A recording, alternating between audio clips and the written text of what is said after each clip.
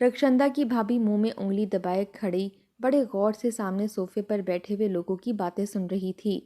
एक पक्की सी उम्र की औरत थी जिसने अपने गिर्द शॉल लपेट रखी थी और एक बहुत ही बड़ा सा बैग था जो उसने अपनी गोद में रखा हुआ था। चेहरे पर मुस्कुराहट मुसलसल छाई हुई थी। देखने में वो औरत अच्छी खासी थी। कलाइयों में सोने के कंगन थे और उंगलियां तो जैसे सोने की अंगूठियों से भरी हुई थी। जब पहली मर्तबा इस औरत ने घर में कदम रखा था तो इसका इखलाक और अंदाज देखकर ही रक्षंदा की भाभी को वो भाग गई थी। मगर कुछ देर बाद जो सामने बैठी औरत ने खानदान का तारुफ करवाना शुरू किया तो एक पल को फौजिया बेगम और सानिया कुछ बोल ही ना पाई थीं। रक्षंदा अपने 6 बहन भाइयों में सबसे छोटी और सबकी ही लाडली थी। सभी बहन भाई अपने अपने घरों के हो चुके थे। सब में ही बड़ा इत्तेफाक था। अब बची थी तो सिर्फ रक्षंदा और इसके लिए कई रिश्ते देखे जा रहे थे। कभी लड़के में खामी होती तो कभी लड़के का कारोबार अच्छा ना होता। मगर अब जो रिश्ता आया था इसमें लड़का भी अच्छा था और अच्छे खाते पीते घर से थे। मगर जो बात इन्हें ठटक रही थी वो ये थी कि उस औरत ने बताया इसका एक ही इकलौता बेटा है जो इसे जान से भी ज़्यादा प्यारा है। यहाँ तक तो ठीक था। फौजिया बेगम की तो खुशी की कोई इंतहा ना रही थी। इकलौते बेटे की बीवी बनकर तो रक्षंदा इस घर में राज कर सकती थी। ना किसी चीज़ की रोक टोक होती ना ही कोई परेशानी।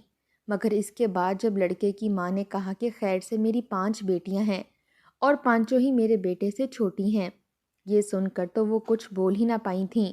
वो जो पहली मुलाकात में ही रिश्ते के लिए हाँ करने लगी थीं, फौरन कुछ वक्त मांग लिया। रक्षंदा भी रवायती अंदाज में चाय और चंद लवाजमात के साथ आई तो इसे देखते ही लड़के की माँ ने भारी भारी सोने के कंगन उतार कर रक्षंदा को पहना दिए। कहने लगी बस यही मेरी बहू बनेगी। मगर रक्षंदा की माँ ने कहा कि हम सोचकर बताएंगे और यूं वो खातून वहाँ से जा चुकी थी। रक्षंदा की माँ फौजिया बेगम को तो ये रिश्ता बड़ा ही पसंद आया था। मगर ये सोचकर इन्हें बेचैनी सी होने लगी थी कि मेरी मासूम बच्ची घर में सबसे छोटी है, भला वो 5 नंदों का सामना कैसे करेगी। आज कल का ज़माना तो वो है कि ससुराल वाले बात बात पर 100 नखरे दिखाते हैं। एक नंद हो तो उसी के तेवर संभालना मुश्किल होते हैं और यहाँ शौहर के अलावा 5 नंदे मौजूद हैं।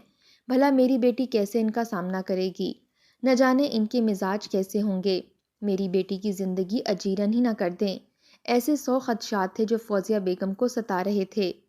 अगले रोज़ रिश्ते वाली खाला ने जब फ़ोन किया तो फौजिया बेगम ने अपने इन खदशात को रिश्ते वाली से ज़ाहिर किया। तो रिश्ते वाली ने भी बेधड़क होकर वो तमाम तर खदशात लड़के की माँ को बता दिए, जिन्हें सुनकर लड़के की माँ भी थोड़ी परेशान सी हुई थी। अगले रोज़ वो बगैर बताए रक्षंदा के घर पहुँच गई। वो अकेले नहीं थी बल्कि इसकी पांचों बेटियां इसके साथ वहाँ आई थीं। पांचों का मिजाज ही बड़ा अच्छा था। सभी खूबसूरत और बाइखलाक थीं। वो रक्षंदा के पास बैठी थी। कुछ ही देर बाद कमरे से कहकों और हंसी मजाक की आवाज़ें आने लगीं। ये देखकर फौजिया बेगम का दिल थोड़ा नरम पड़ा था। वहीं लड़के की माँ कहने लगी फिक्र क्यों करती हैं बहन, मैं भी बेटियों वाली हूँ। रक्षंदा को तो मैं पांचों बेटियों से भी ज़्यादा मोहब्बत करूँगी। फौजिया बेगम ने जब ऐसी बातें सुनी तो दिल में तमाम तर खदशात भी दूर हो गए और यूं उसी रोज़ रक्षंदा का रिश्ता उसामा से तय कर दिया गया। उसामा दुबई में नौकरी करता था। चंद ही रोज़ बाद धूमधाम से दोनों की शादी हो गई और रक्षंदा रुखसत होकर अपने ससुराल चली गई। शादी के बाद जब फौजिया बेगम ने अपनी बेटी को खुश व खुर्रम देखा तो इनके तो कलेजे में ठंड पड़ चुकी थी। वो अपनी छोटी बेटी की तरफ से भी मुतमईन हो गईं। वहीं उसामा भी रक्षंदा से बेतहाशा मोहब्बत करता था। मगर शादी के 1 माह बाद ही इसे वापस दुबई जाना पड़ गया क्योंकि इसकी छुट्टियां ख़त्म हो चुकी थीं। उसामा का जाना रक्षंदा को थोड़ा उदास कर चुका था। मगर जब सास और नंदों की मोहब्बत देखी तो वो भी मुतमईन हो गई और फिर यूं उसामा इसे वहीं छोड़कर दुबई के लिए रवाना हो गया। इसने कहा था कि वो चंद माह तक रक्षंदा को भी अपने पास दुबई ही बुला लेगा। वो खुद भी पढ़ी लिखी थी, इसलिए यही सोचा था कि दुबई जाकर जॉब करेगी क्योंकि उसामा ने इससे यही कहा था। वो बहनों की जिम्मेदारियां जल्द ही निभाना चाहता है ताकि इनकी शादियों के बाद अपनी वालदा को भी दुबई में बुला ले। शादी के इस 1 महीने में रक्षंदा ने उसामा के साथ मिलकर कई ख्वाब सजाए थे कि वो उसामा का पूरा पूरा साथ देगी और फिर वो भी उसामा के साथ दुबई सेटल हो जाएगी। उसामा की मोहब्बत पाकर रक्षंदा बहुत खुश थी। फिर सास नंदों ने भी रवायती रवैया नहीं अपनाया था। اسامہ نے دبئی واپس جانے سے پہلے رخشندہ سے وعدہ لیا تھا کہ وہ اس کے گھر کو اور بہنوں کو ہمیشہ سنبھالے گی، انہیں چھوڑ کر کبھی نہیں جائے گی۔ رخشندہ نے بھی حامی بھر لی تھی، مگر اسے کہاں خبر تھی کہ چند ماہ بعد وہ خود جس حال میں واپس آئے گا وہ دیکھ کر رخشندہ جیتے جی مر جائے گی۔ اس کی خوشیوں کو ایسی حاسد کی نظر لگے گی کہ دوبارہ کبھی سنبھل ہی نہ پائے گی۔ اسامہ کے دبئی جاتے ہی دھیرے دھیرے گھر کی ساری ذمہ داری ساس نے رخشندہ کے کندھوں پر ڈالنا شروع کر دی، لیکن ساس کی زبان میں ایسی چاشنی تھی کہ رخشندہ چاہ کر بھی انکار نہیں کر پاتی تھی۔ پہلے پہل تو اس کی پانچوں نندیں اس کے کام میں ہاتھ بٹاتی رہتیں، مگر جب بھی کام کا وقت ہوتا تو دھیرے دھیرے ساری نندیں کوئی نہ کوئی بہانہ بنا کر ادھر ادھر نکل جاتیں۔ کوئی کہتی کہ بھابھی کل میرا ٹیسٹ ہے، میرا پڑھنا ضروری ہے، تو کوئی کہتی میرے سر میں بہت درد ہے، مجھے تو چکر آ رہے ہیں، دوسری کہتی کہ مجھے اکیڈمی جانا ہے، تیسری اپنی سہیلی کے ہاں نکل جاتی۔ مجبوراً سارے کام رخشندہ کو ہی کرنے پڑتے، اور ساس یوں میٹھی چھری بن کر اسے کام کہتی کہ وہ یہی سمجھتی کہ جیسے یہ سارے کام کرنا اسی پر فرض ہیں۔ کچھ اس نے اپنے گھر میں سب کی محبتیں ہی سمیٹی تھیں، اس لیے چالاکیاں اور چال بازیاں اس کے مزاج کا حصہ نہ تھیں۔ ساس کہتی کہ تم ہی اس گھر کی مالک ہو، نندے تو 4 دن کی مہمان ہیں، شادی کے بعد اپنے گھر کی ہو جائیں گی، ان سے بھلا کیا کام کاج کروانا۔ ساس کی بات سن کر رخشندہ اسی کو سچ سمجھ کر سارے کام کرنے لگی، کیونکہ وہ جانتی تھی کہ وہ گھر کی فرد ہے، کوئی نہ بھی کرے تو اسے کرنا ہے، کیونکہ یہ گھر اسی کا ہے اور آگے جا کر اسی کو سنبھالنا ہے۔ ساس بھی اپنے تخت پر بیٹھ جاتی اور ساتھ بہو کو باتوں میں لگا کر دل بہلائے رکھتی، پھر کہتی کہ بس یہ میرے گھٹنے کا درد ہے جو مجھے مار رہا ہے، اگر تو میرے گھٹنے بالکل ٹھیک ہو جائیں تو میں تو تمہیں کسی کام کو ہاتھ تک نہ لگانے دوں۔ بچیاں بھی پڑھ لکھ کر کچھ کر جائیں گی، پھر پرائے گھر چلی جائیں گی، پھر بھی تو یہ سب کچھ تجھے ہی سنبھالنا ہے۔ ساس کی یہ باتیں سن کر رخشندہ فوراً ساس کی ہاں میں ہاں ملانے لگتی اور کہتی کہ آپ فکر ہی نہ کریں، میں ساری ذمہ داری اٹھا لوں گی۔ وہیں ایک روز اسامہ اور رخشندہ کو فون پر بات کرتے ہوئے ساس نے سن لیا، جب وہ بھی دبئی جانے کی بات کر رہی تھی۔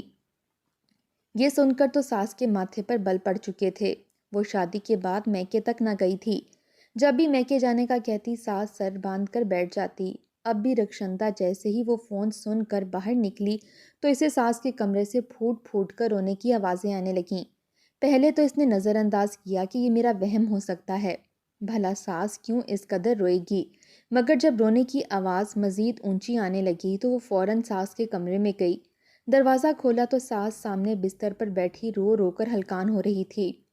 رخشندہ سے تو یہ سب دیکھا نہ گیا، فوراً ساس کے پاس گئی اور کہنے لگی کہ کیا ہوا، آپ اس قدر رو کیوں رہی ہیں، سب خیریت تو ہے نا؟ یہ سن کر سسکیاں بھرتی ہوئی ساس کہنے لگی کہ میں نے تو سوچا تھا کہ ہمیشہ میری بہو میرے پاس رہے گی، مجھے اپنی ماں سمجھے گی، میری خدمت کرے گی، میری زندگی تو بہو کے آنے سے بہار ہو جائے گی۔ جس قدر میں تجھ سے محبت کرتی ہوں، میں نے تو سوچا تھا کہ کبھی تجھے خود سے جدا نہیں ہونے دوں گی، بلکہ یوں ہی پلکوں پر بٹھا کر رکھوں گی۔ مگر اسامہ کا کل رات فون آیا تھا، کہہ رہا تھا کہ وہ تمہیں اپنے ساتھ دبئی لے جانا چاہتا ہے۔ دیکھو بیٹا، مجھے کوئی مسئلہ تو نہیں، مگر میں تو یہی چاہتی ہوں کہ تم خوش رہو، مگر تمہارے بغیر میں بھلا یہاں کیسے رہوں گی؟ میری تو سانسیں ہی جیسے اسامہ کے بعد تمہیں دیکھ کر چلتی ہیں۔ یہ سن کر رخشندہ کا دل مزید پسیج چکا تھا، اس کے دل میں ساس کی محبت اور اہمیت مزید بڑھنے لگی۔ فوراً ساس کو گلے لگا کر کہنے لگی، ارے ارے آپ رو کیوں رہی ہیں، میں کہیں نہیں جا رہی، میں ہمیشہ آپ کے ساتھ یہیں رہوں گی۔ یہ سن کر تو ساس کے چہرے پر خوشی امڈ آئی تھی، وہ رخشندہ کو سینے سے لگا کر جھولیاں بھر بھر کر دعائیں دینے لگی۔ اگلے 1 ہفتے تک اسامہ کا کوئی فون نہ آیا، رخشندہ کافی پریشان ہو چکی تھی، وہیں اس کی ساس اور نندیں بھی پریشان تھیں۔ آج سے پہلے تو بھائی نے کبھی اتنی دیر نہیں کی، وہ 1 یا 2 دن بعد تو لازمی کال کر لیتے تھے، مگر اب تو ان کا نمبر ہی بند جا رہا تھا۔ وہ مسلسل کال کرتی رہی مگر فون کسی نے نہیں اٹھایا۔ پھر ایک جاننے والے سے جو خبر انہیں ملی وہ سن کر تو ان کے پیروں کے نیچے سے زمین نکل چکی تھی۔ ان کے جاننے والا رشتہ دار جو کہ دبئی میں مقیم تھا کہنے لگا کہ 1 ہفتہ پہلے اسامہ کا ایکسیڈنٹ ہو چکا ہے اور وہ جائے وقوع پر ہی انتقال کر گیا ہے۔ یہ سن کر تو ساس بے ہوش ہو چکی تھی۔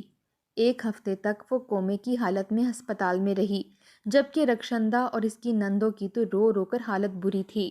جب تک تمام تر معاملات نپٹانے کے بعد اسامہ کی ڈیڈ باڈی پاکستان نہیں آ گئی، یہ لوگ رو رو کر ہلکان ہوتے رہے۔ رکشندہ کو تو یقین ہی نہیں آ رہا تھا کہ اس کا شوہر اسے اتنی جلدی چھوڑ کر چلا جائے گا۔ ابھی تو شادی کو 1 سال بھی نہیں ہوا تھا اور یہ حادثہ پیش آ گیا تھا۔ جب اسامہ کی میت ایک تابوت میں بند کر کے گھر لائی گئی تو ہر سو کہرام سا مچ چکا تھا۔ بہنیں اور رکشندہ تو غش کھا کر گر رہی تھیں۔ یہ کیسی قیامت ٹوٹ پڑی تھی ان پر۔ ماں، بہنوں اور بیوی کا واحد سہارا تھا، مگر خیر اب کیا ہو سکتا تھا، شاید ان کی قسمت میں یہی لکھا تھا۔ رکشندہ کے ماں باپ اور بہن بھائی سبھی وہاں موجود اسے دلاسا دے رہے تھے۔ فوزیہ بیگم کا تو بس نہیں چل رہا تھا کہ کیا کرے۔ ان کی لاڈلی بیٹی، جس کی آنکھوں میں کبھی انہوں نے آنسو تک نہیں آنے دیے تھے، آج وہ غش کھا کر گر رہی تھی۔ اسے کسی بات کی ہوش ہی نہیں تھی۔ جوانی میں ہی وہ بیوگی کا داغ سجا چکی تھی۔ جیسے ہی اسامہ کا جنازہ گھر سے نکلا تو اس کے ساتھ ہی سفید چادر رکشندہ کے سر پر اوڑھ دی گئی۔ اس کے ہاتھ میں پہنی چوڑیوں کو توڑا گیا۔ اس کے سونے کے زیورات بے دردی سے اتارے گئے، لیکن وہ بت بنی بیٹھی رہی۔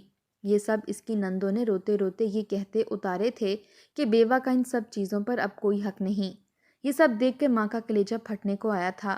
کب سوچا تھا کہ اپنی بچی کو اس حالت میں بھی دیکھے گی۔ ابھی تو شادی کو مشکل سے 8-9 ماہ ہی گزرے تھے۔ ماں کا تو رو رو کر برا حال تھا۔ ایک ہی ایک بیٹا تھا، وہ بھی دنیا سے کوچ کر چکا تھا۔ نندوں نے ہی بھابھی کو عدت کے لیے کمرے میں بٹھایا تھا۔ اس کی والدہ تو یہ چاہتی تھی کہ بیٹی کو واپس ہی لے آئیں، لیکن اس کے سسرال والوں پر غم کا پہاڑ ٹوٹا تھا۔ اس لیے یہی سوچا کہ عدت کی مدت وہ سسرال میں ہی گزار لے۔ جیسے ہی عدت ختم ہوگی وہ اپنی بیٹی کو واپس لے آئیں گی۔ گھر میں کوئی بھی مرد نہ تھا جس سے رکشندہ کا پردہ ہوتا، اس لیے چند دن سوگ منانے کے بعد ہی رکشندہ کی ساس اس کے کمرے میں آئی۔ کہنے لگی، بیٹا، جتنا بڑا صدمہ اور غم ہمیں ملا ہے، اس کی بھرپائی تو کبھی ہو ہی نہیں سکتی، لیکن وقت کسی کے لیے نہیں رکتا۔ میں تو یوں ہوں کہ جیسے میرے اندر سے جان ہی ختم ہو چکی ہے۔ وہ اپنے آنسو پونچھتے ہوئے یہ کہہ رہی تھیں، پھر کہنے لگیں، میری بیٹیوں کے سر سے تو سہارا ہی ختم ہو گیا، اب کون میری بچیوں کا سہارا بنے گا؟ یہ کہہ کر وہ پھوٹ پھوٹ کر رونے لگیں۔ رکشندہ اپنا غم بھلا کر ساس کو گلے لگانے لگی اور بڑی بہن بن کر نندوں کو بھی سہارا دینے لگی۔ گھر کی ساری ذمہ داری پھر اس پر آ چکی تھی، لیکن 2 ماہ بعد ہی ساس کہنے لگی کہ اب ہمارے پاس کچھ بھی نہیں بچا۔ اسامہ نے جتنے پیسے بھی بھیجے تھے وہ سب خرچ ہو چکے ہیں، اور آگے یہ امید بھی نہیں ہے کہ کچھ آئے گا۔ پتہ نہیں میرا گھر کیسے چلے گا۔ اس کی ساس نے یہ بات کہی۔ رکشندہ بھی یہی سوچ رہی تھی کہ اب کیا ہوگا۔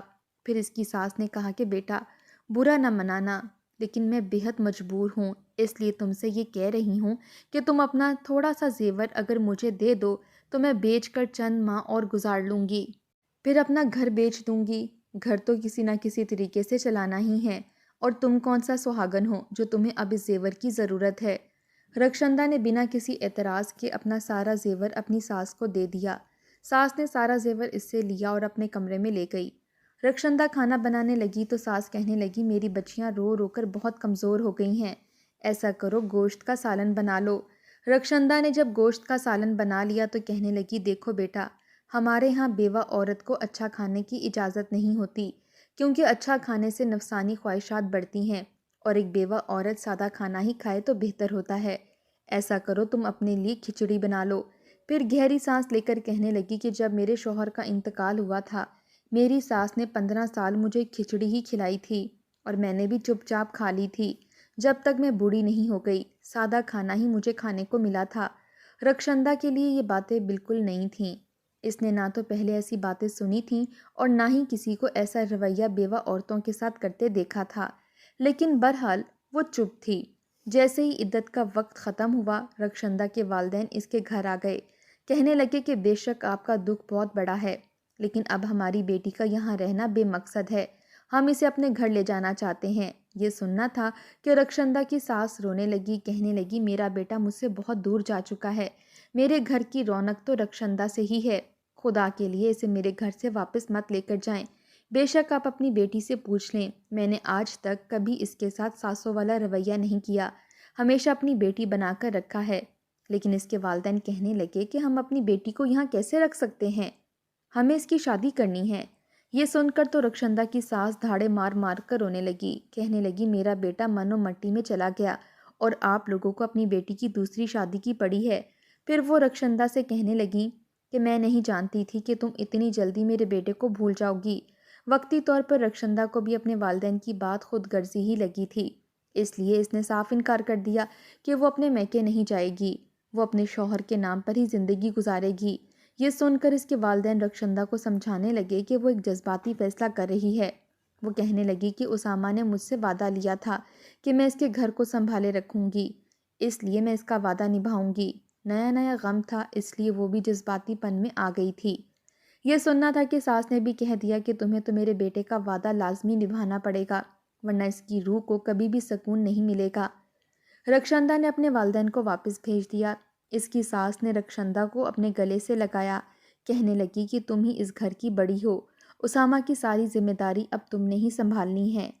کچھ دن ہی گزرے تھے کہ رخشندہ کی ساس نے اس سے کہا کہ جس کمپنی میں اسامہ کام کرتا تھا وہاں سے ان کی کال آئی ہے کہ اگر اس کی بیوی اس کی جگہ نوکری کرے گی تو ہم اسے ڈبل تنخواہ دیں گے، کیونکہ اسامہ کئی سالوں سے وہاں نوکری کر رہا تھا۔ پھر وہ کہنے لگی کہ اگر تم دبئی جا کر اسامہ کی جگہ اسی آفس میں کام کرنے لگو گی تو جلد از جلد میری بیٹیوں کی شادی ہو جائے گی اور تم نے بھی جو اسامہ سے وعدہ کیا تھا وہ پورا کر سکو گی۔ رخشندہ نے حامی بھر لی۔ 1 مہینے کے اندر اندر ویزا اور ٹکٹ اس تک پہنچ گیا تھا۔ وہ تو دبئی چلی گئی اور اسامہ کی جگہ نوکری کرنے لگی۔ وہیں ہاسٹل میں اس نے اپنی رہائش اختیار کی تھی، کیونکہ وہاں پر اس کے اخراجات کم تھے۔ جو کچھ بھی کماتی بس اپنا تھوڑا سا خرچہ رکھتی اور سارے پیسے اپنی ساس کو بھیج دیتی۔ 6 ماہ سے کام کرتے ہوئے جب اس کی ساس نے کہا کہ اس نے بڑی نند کا رشتہ طے کر دیا ہے، یہ سن کر رخشندہ خوش ہوئی تھی۔ ساس نے کہا کہ یہ پیسے تو گھر میں خرچ ہو جاتے ہیں، شادی کے لیے وہ کہاں سے پیسہ لائے گی؟ اس لیے رخشندہ نے اپنی ڈیوٹی ڈبل کروا لی تھی۔ 12-13 گھنٹے وہ کام کرنے لگی تھی، لیکن جب نند کی شادی کے دن قریب آئے اور اس نے کہا کہ وہ واپس پاکستان آنا چاہتی ہے تاکہ شادی دیکھ سکے، تو ساس نے کہا کہ نانا، تمہارے کام کا بہت خرچ ہوگا، تم یہاں پر کام کرو، جی لگا کر کام کرو، شادی کے سارے انتظامات میں دیکھ لوں گی، تم کہاں پاکستان آؤ گی اور یہاں کے انتظامات بھی سنبھالو گی۔ پہلی نند کی شادی ہوئی تو دوسری کی منگنی بھی ساتھ ہی اس کی ساس نے کر دی۔ رخشندہ کے سر پر تو جیسے ذمہ داریاں ہی بڑھتی چلی گئیں۔ دوسری نند کی شادی قریب آئی تو ساس نے یہ بھی کہہ دیا کہ پہلی نند کے بیٹا ہوا ہے، اس لیے اس کے بیٹے کو اچھا خاصا برانڈڈ سامان دینا ہے، تم ایسا کرو دبئی سے ہی اس کے بیٹے کے لیے ساری شاپنگ کر کے بھیجو تاکہ بہن کو اسامہ کی کمی محسوس نہ ہو۔ رخشندہ نے ساری شاپنگ وہیں سے بڑی نند کے بیٹے کے لیے کر کے بھیجی تھی۔ اسی طرح 7 سال کا عرصہ گزر گیا۔ ساری نندیں اپنے گھر کی ہو چکی تھیں، لیکن ساس تھی کہ اسے واپس بلانے پر راضی ہی نہ تھی۔ کہتی تھی کہ بس تم گھر کے اخراجات پورے کرتی رہو، بیٹیوں والا گھر ہے، تم تو جانتی ہو کہ کتنے خرچے بڑھ جاتے ہیں، داماد گھر پر آ جائے تو 5-10 ہزار کی تو دعوت ہی ہو جاتی ہے۔